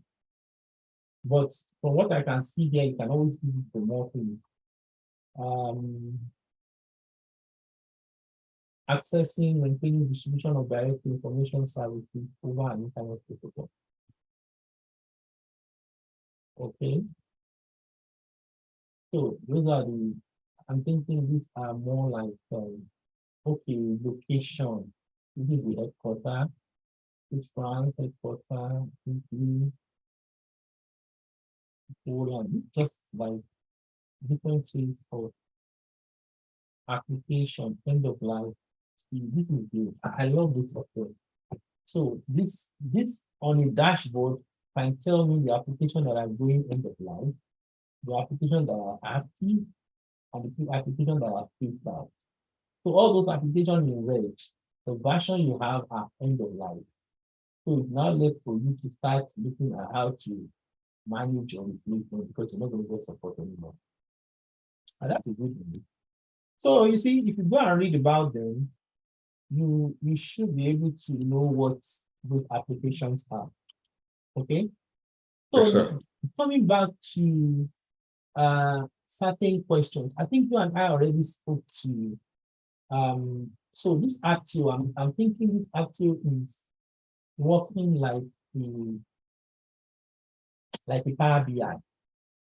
Let me go and read more about it. So this interface to me, I mean, I don't know whether it's this doesn't look like Power BI to you. Not really done much research on it. So Yeah. It looks like you're reporting to look at it. It's just like a Power BI. Just like Power BI. After CBN Unified Model Analyzer, the cost of using Amazon Web Services and compare it to similar workload running on premise. Okay. Yeah. So it can actually help you to compare cost analysis as well. Okay. So make sure that you also read about the robotic process automation.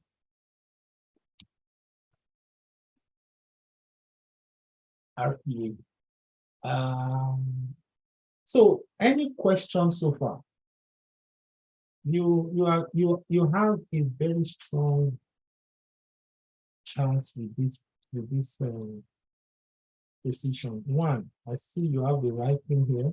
You have the 5 years experience, 1 to 3 years IT analysis, ITSM, ITIL certification, you see. So you and I had already spoke about ITSM before, right? yes, You can still go through that video and look at the ITSM we discussed. They needed actual experience. I want you to read off that actual experience. Actual certified MBA, technology business management analyst. Well, I don't think, for me, I don't think it will be a good of a deal since you have either this or this, but you have the first one. So I think you're good. Just read off this one, the coding part of it, migration coding, reporting. It shouldn't be a good of a deal because what I'm looking at that tool is like you can an online application, it's like a cloud application.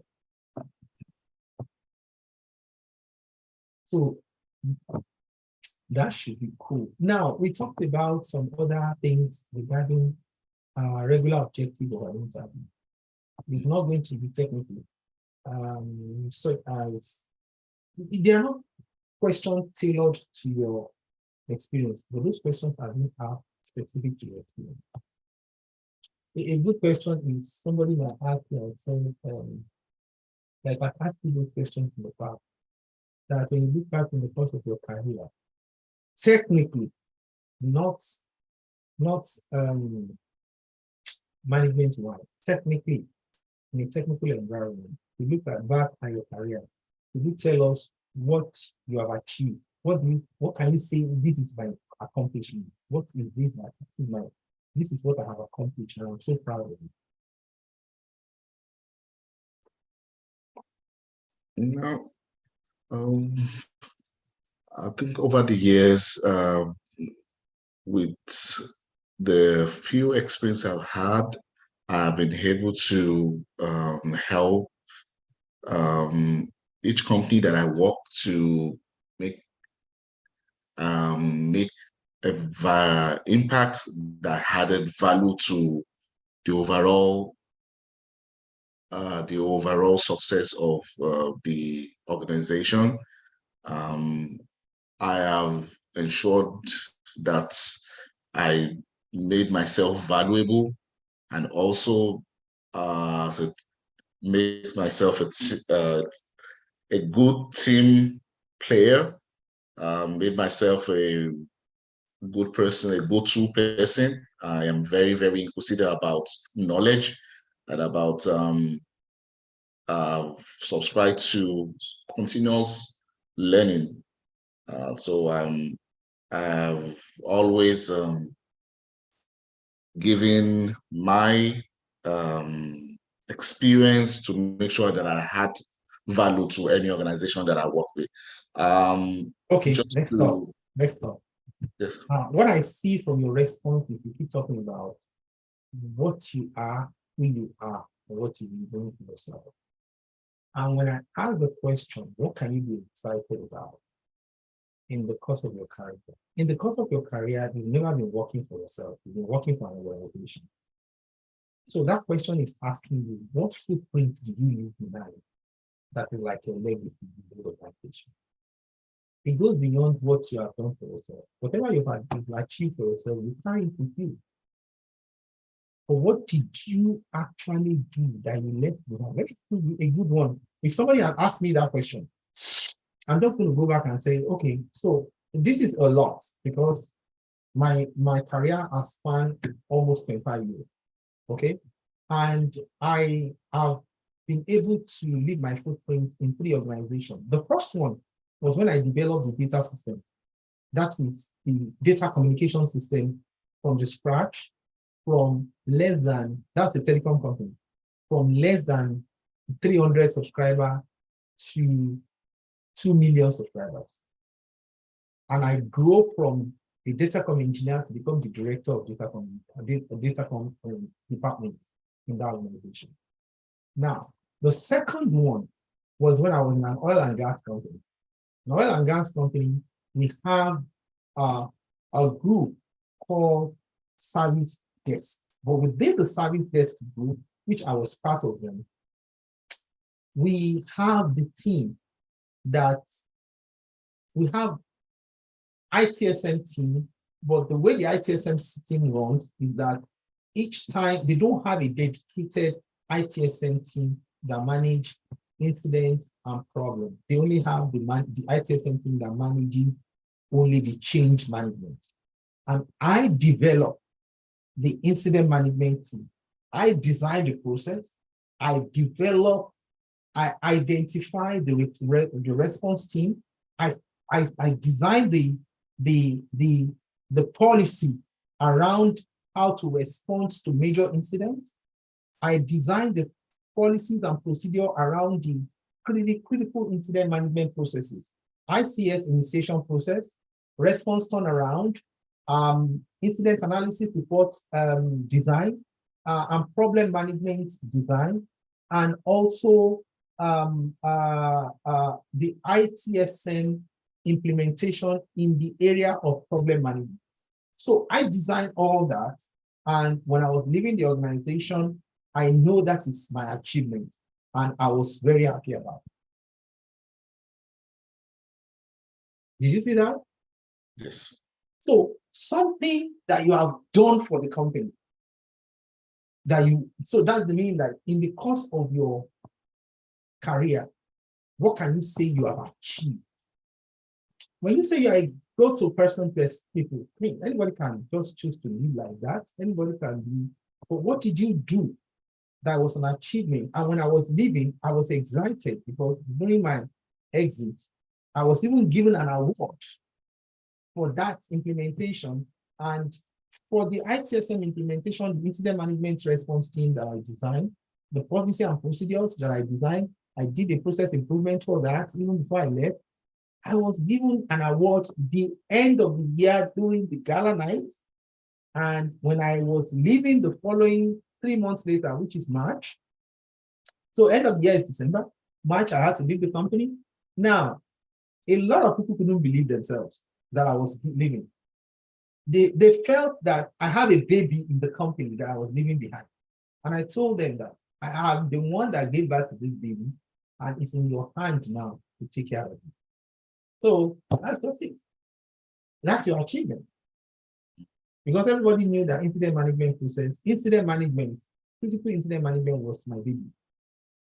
I was the incident manager all through the time that I was there. And I designed the incident analysis reports, processes.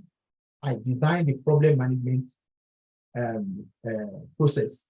So, and one of the things that is the competency that I designed in the incident management process is that I designed incidents, I designed the IT alert, I designed IT communication.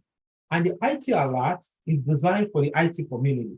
And the IT communication is designed for the entire organization. So when there's an incident that triggers, so we have the parameters we're using for the incident to be triggered as a major incident. And I'm also responsible to accept that major incident because anybody can promote it. Sorry, anybody can initiate it. So if you initiate the process, if you initiate an incident and said, hey, this incident is supposed to be a major incident. And I quickly look at it and discover that, yes, this is a major incident. I'll promote it as a major incident. I will trigger the process. The process I design in place is, number one, an IT alert goes out, which trigger all the response team into a breach call. All of them, regardless of whether you are responsible for the incident or not, everybody comes to the breach call immediately. Because it is at that point in time, we quickly identify what's going on and we identify what are the impacts. So when we identify all those things, that's when we communicate to the entire enterprise. We cannot communicate to the enterprise when we don't even know what is going on. So the IT alert goes to the incident response team, the IT communication goes to the entire organization. And of course, I have my channel, I have two bridges that comes up immediately. You have the technical bridge and you have the management bridge. The management bridge is mounted by, in most cases, my boss, all right? I'm just making this up because my boss is always with me with a technical bridge. In most cases, we always have some of the directors from other departments that goes into the management bridge. But the extent of the management bridge is that you don't want the technical bridge and the management bridge, the technical bridge, you don't want it to be flooded with non-technical people. You don't want to overwhelm them with non-technical information. So we keep them in the management bridge and we update them so that they can reach out to their team and give them all those information. But apart from that, we have what we call IT communications that goes to the entire organization. So regardless of whether your boss is inside the management bridge or not, everybody gets the communication of what is going on. And we have the SLA of sending out those communications every 4 hours until the issue is resolved. When we have an outage, the communication that goes out is read. When we are giving updates and the incident is still there, it's read. When the incident is resolved, we send out green. And we send out green, everybody knows that the issue has been resolved. And before you close the breach, prior to the time we identify what the problem is, and the incident response manager or the incident response supervisor or the team lead is responding to fix that issue, every other response team that have been called into the meeting, which doesn't have anything to do with that incident, we request them to drop. Because at that point in time, we don't need them anymore. And the reason for that is because we don't want to have few people on the bridge only to discover that whatever is going on is as the result of the people who are not in the bridge. Now you're wasting more time to go and bring those people into the bridge. Now you reduce your turnaround time when everybody comes into the bridge at once. And that's why we designed the incident response team distribution list. So with that distribution list, all of them receive the mail and everybody joins the call immediately. And when they join the call, we start digging down, we start debugging, we start asking relevant questions related to the incident that was out. I'm very vast when it comes to network. So I can always drill down On the network administrator, the security team, I can drill down on them. On the identity management team, I can drill down on them. On the server team, I can drill down on them. On the unified communication team, I can drill down on them. On the database team, I can drill down on them. And on the application team, I can drill down on them. So if you are very vast with all those areas, you know that as an incident manager, you can take control of the situation. And that is what is needed. That is the core competence of any incident manager. You must be vast on all those fields. And at the same time, you must be articulate enough to ask the right questions to make sure that the teams are focused on resolving that problem as quickly as possible while the business is being communicated to on what is going on. You see what I'm saying? So this is where your ITSM skill comes through. They've only asked you a question: what have you done, all right, in the past that you are very proud of? Instead of you answering that question only, you are using that opportunity to articulate your experience here. Did you see what I just done now? You're using that opportunity to articulate your experience on that third line. That when it comes to ITIL and ITSM, I'm there. And when they discover that you are an MVP or very valuable player, that means you can fit into different roles. You can fit into different roles. The world we live today, IT is way, way different from how it used to be 10, 20 years ago. In IT world, you needed a technique, you needed everyone to know how to do everything. Today, it's not like that anymore. You have cloud services. Just plug and play. All the application is running in the cloud. All you needed is your clients that is using it. That's all. But you still need process owners. You needed the stakeholders. You needed individuals who are responsible for improving your processes. Don't get me wrong. All these other roles I've mentioned, they're very important because they play their key role in the business development. That's obvious. In driving the business, obviously, I give it to them all the way. But what I'm saying is that even despite that fact, you need to understand that you as an ITSM person, you happen to be the key points in the middle to take care of situation, most especially when you have the policy. And how do you respond to it? If you don't know what you're doing, you can sit down in the bridge where your server team is pointing finger at your network administrators. And your network team is saying, no, I've checked, everything is fine from my side, it's not my side. Yeah, I've found myself in several situations like that.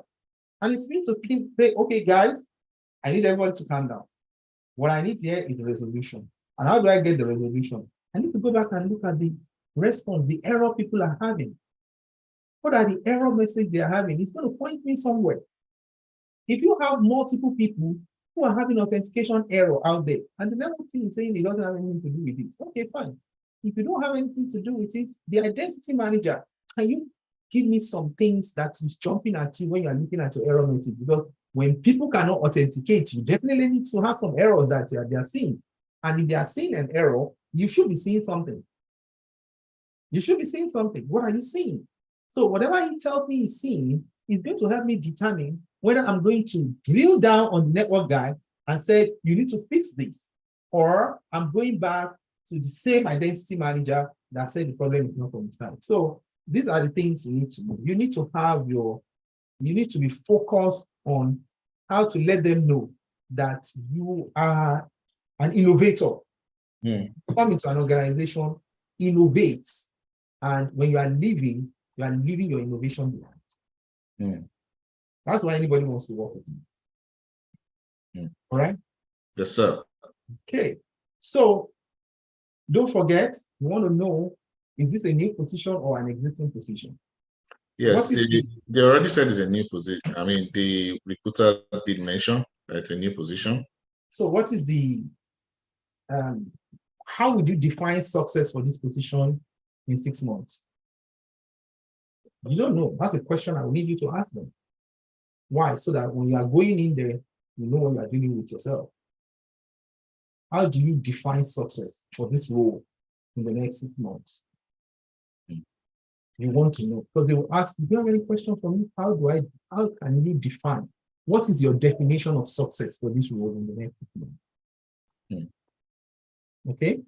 Yes, Is sir. there anything in my resume? I told you about that before, right? Yes, sir.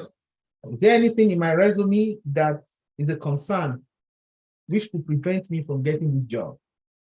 You have them. Let them tell you. If you have any concern, because you just indirectly asked me if you have any concern, let me know so that I address it right away. If you have any concern about my resume or my background, any concern that you think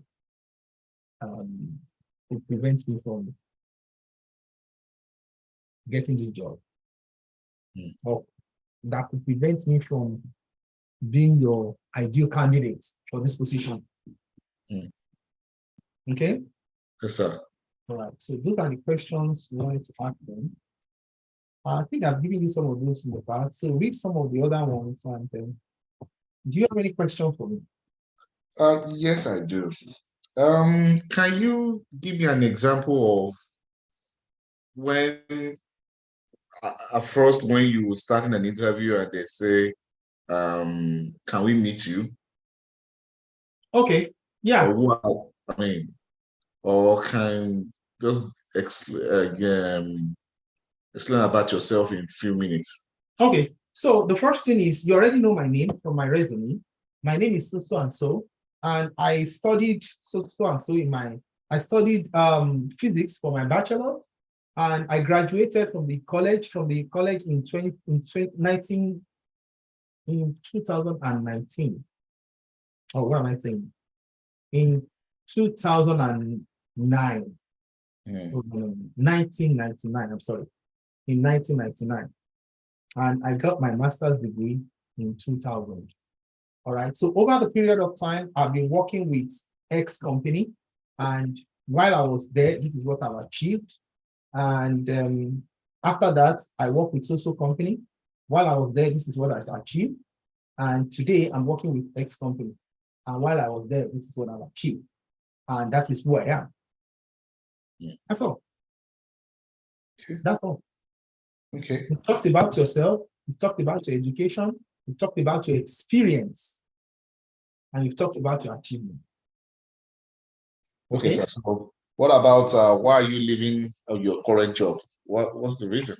Oh, so my current job offers me this kind of position, and I've been in that role for this X period of time. I would have loved internal mobility within my organization if there is, but at the moment, I do not see that future where the opportunity will be for me to climb the ladder.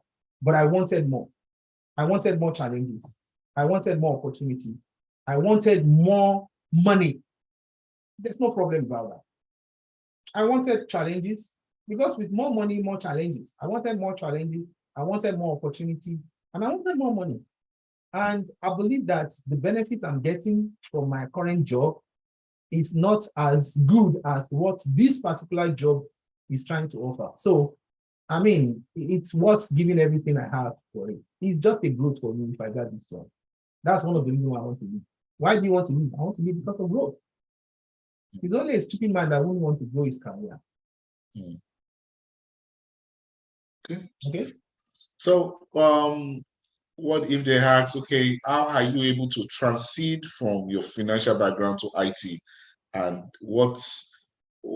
how are you able to, integrate into IT from your financial background? Okay, so I've always come from a background where I love figuring things out. I found myself in financial world because I believe that I am good with numbers. But somewhere along the line, I realized that there are these internal me that is always having this understanding or attitude of being a nerd. And being a nerd, I always want to figure things out. So that kind of internal urge actually helps me to transit into IT. Why? Because I am continuously learning. I'm always want to figure things out. I always want to know more. So what I did was just going into IT world, I start learning things and I start figuring things out. And before I knew it, I become more fascinated, I become more interested, I become more intrigued with some of the things I've been able to figure out myself, some of the things I've been able to do. I mean, when I was introducing myself, I told you what I've achieved. And I did not achieve these things because I was just being an ordinary accountant. I achieved this because I did intense research in the IT world to let me understand how I can contribute my own quota in each organization I have worked for. So that's how I was able to achieve that. Absolutely, that makes sense. Thank you, sir. Right. Thank you, sir. So is there any other thing that you think I should equip myself with? Yeah, I've talked about the area of the technical part because this job role is more of technical than the business analyst itself. You are more of technical analyst than a business analyst. But the fact still remains that the role of a business analyst is not going to be taken away from you. You are playing both roles, but you are a little bit more technical than an average business analyst. And that is where you stand out because you've been able to update yourself with the industry standard. You kept up with the new functionalities, new tools in the business, and you adequately find a way to keep yourself up to date with them. And that is one of the reasons why you delve into robotic process automation. You see what I'm saying? That's why you delve into that. And delving into that has really, really changed your perspective about most of the way you have been working as an IT analyst before, or even a BA analyst. It has taken you into another realm. The only thing which you don't want to bore them, you tell them, the only thing I don't want to bore you with is the integration of artificial intelligence into robotic process automation. That is a game changer. By the time you start talking like that, they were like, who is this guy? Who is this guy? That's the way I want you to appear to them. Like by the time you integrate artificial intelligence into robotic process automation, no, that's going to be a game changer. And we're going to be producing results in a quick of snap. The turnaround time, the quality of the data is going to be top notch. I mean, that's something you are always up for. So if they are okay with you, oh man, you're ready to hit the ground running day one. Okay. Thank you so much, sir. All right. Since I'll take my time to go over this video again and do some readings as well. That'll be good. Yes, sir. That'll be good. All right. Okay. I think we spent enough time and we can call it a day. Sir. Okay. Thank you so much, sir. Please let me know. Okay. Okay. I'll shoot you a text or email if I have any question. Yes, sir. Yes, sir. Thank you so much. I'm grateful, sir. You're most welcome. Yes, sir. Yes, sir. Bye, sir. A copy of the recorded. It's going to be on YouTube. So I'm going to pull it now and I'll send it to you. Okay, sir. How did you do that? Why on YouTube this time? Why not on? So, like, I was trying to start the recording, it didn't allow me, but the only option I could do was to stream it online. Oh. I just went ahead and streamed it online.